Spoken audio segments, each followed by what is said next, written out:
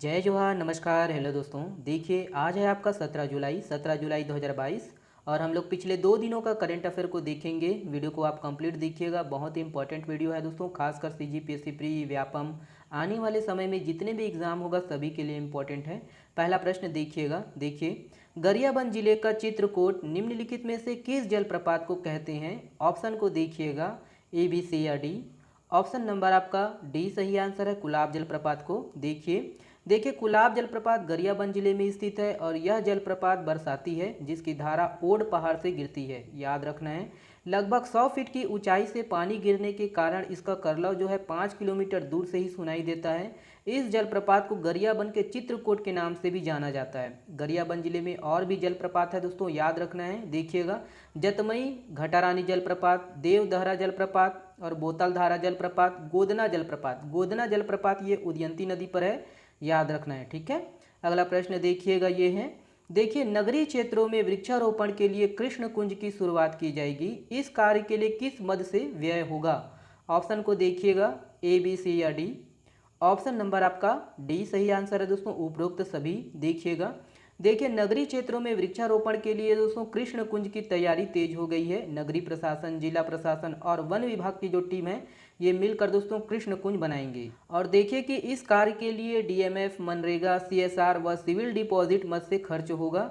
और ये है कि इसके तहत कृष्ण जन्माष्टमी पर वृक्षारोपण कर बनाए जाएंगे कृष्ण कुंज व ऑक्सीजन देने वाले पौधे लगाए जाएंगे। याद रखना है दोस्तों कि इस पहल के माध्यम से नगरीय क्षेत्रों में सांस्कृतिक महत्व देने वाले जीवन उपयोगी वृक्षों का जो है किया जाएगा वृक्षारोपण।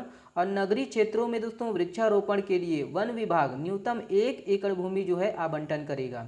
आगामी कृष्ण जन्माष्टमी के दिन दोस्तों पूरे राज्य में कृष्ण कुंज में वृक्षों का जो है रोपण किया जाएगा।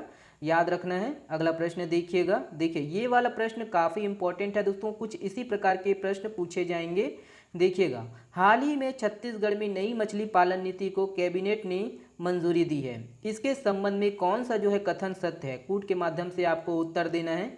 देखिएगा, पहला है, इस नीति के तहत दोस्तों 0 से 10 हेक्टेयर औसत जल क्षेत्र के तालाबों व जलाशयों को दोस्तों ग्राम पंचायत द्वारा 10 वर्ष के लिए पट्टे प्रदान किए जाएंगे। दूसरा को देखिए दोस्तों, 100 हेक्टेयर से अधिक व 200 हेक्टेयर के जो तालाबों जलाशयों को जिला पंचायत व 200 से अधिक और 1000 हेक्टेयर तक के जलाशय व बैराज को दोस्तों मछली पालन विभाग द्वारा पट्टे पर आवंटित करने का अधिकार दिया गया है। तीसरा देखिए दोस्तों, 1000 हेक्टेयर से अधिक जल क्षेत्र वाले जलाशय बैराज मत्स्य दोस्तों महासंघ के आधिपत्य में होंगे। और देखिए आपका ये चौथा है दोस्तों, इस नीति के तहत राज्य के मछुआरों को उत्पादकता जो है बोनस दिए जाने का प्रावधान भी किया गया है। उत्पादकता बोनस की यह राशि छत्तीसगढ़ राज्य मत्स्य महासंघ को जलाशयों व बैराजों के नीलामी से प्राप्त राशि की 25% होगी। पांचवा देखिए दोस्तों कि इस नीति के तहत अलंकारिक व गंबूजिया मछली का जो है पालन को भी प्रोत्साहित किया जाएगा। इसमें से कौन सा जो है सत्य है दोस्तों? देखिएगा, ए बी सी या डी। तो ऑप्शन नंबर दोस्तों आपका डी सही आंसर है दोस्तों। 1 2 3 4 5 पाँचों दोस्तों सत्य है, ठीक है। तो प्रश्न रखने का मकसद यही है दोस्तों कि आपको पता होना चाहिए कि प्रश्न जो है किस प्रकार के पूछे जाते हैं। लेवल बढ़ चुका है तो पढ़ने का भी तरीका बढ़ाइएगा। ओके, अगला प्रश्न देखिएगा, ये है। देखिए, निम्नलिखित में से किस जिले के पुलिस को प्रतिष्ठित गवर्नेंस नाउ संस्था से आपदा प्रबंधन कैटेगरी में इंडिया पुलिस अवार्ड 2022 से सम्मानित किया गया है? ऑप्शन को देखिएगा, ए बी सी या डी। ऑप्शन नंबर आपका सी सही आंसर है, रायगढ़। देखिएगा कि छत्तीसगढ़ के रायगढ़ पुलिस के संवेदना अभियान को दोस्तों नोएडा की प्रतिष्ठित गवर्नेंस नाउ संस्था ने आपदा प्रबंधन कैटेगरी में इंडिया पुलिस अवार्ड 2022 से सम्मानित किया गया है। और अगस्त 2020 में दोस्तों महानदी की भयावह बाढ़ के दौरान राज्य सरकार के निर्देश पर चलाए गए थे ये अभियान। रायगढ़ पुलिस के इस बचाव और मानवीय सहायता अभियान संवेदना में 48 गांव और 451 बाढ़ पीड़ित परिवारों को जीवन उपयोगी और पुनर्वास सामग्री मिलने से राहत मिली थी, ठीक है। चलिए देखिएगा, अगला प्रश्न ये है। देखिए 16 जुलाई को मतलब कल 44वें शतरंज ओलंपियाड की पहली मशाल रिले राजधानी रायपुर में किसकी अगुवाई में पहुंची? ऑप्शन को देखिएगा, ए बी सी या डी।